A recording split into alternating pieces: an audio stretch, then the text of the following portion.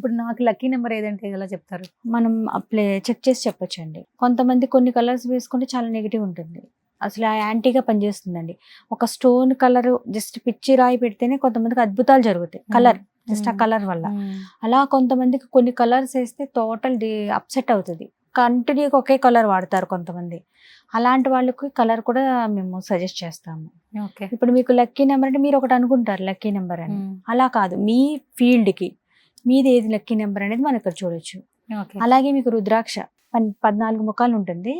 ఆ 14 ముఖాలు ఏది మీకు అసలు సెట్ అవుతుంది అది తెలుసుకోవచ్చు. స్టోన్స్ కూడా ఏంటంటే ప్రతి టైము మారిపోతుంది. సో స్టోన్స్ అనేది మాత్రం కొంచెం చాలా జాగ్రత్తగా, మేము కూడా జాగ్రత్తగానే ఇవ్వాలి. ఈ రుద్రాక్ష అనేది మాత్రం మీ బాడీ ఫీల్డ్ని బట్టి మనం ఇవ్వచ్చు, చెప్పొచ్చు ఎన్ని ముఖాలు రుద్రాక్ష వాడచ్చు అనేది.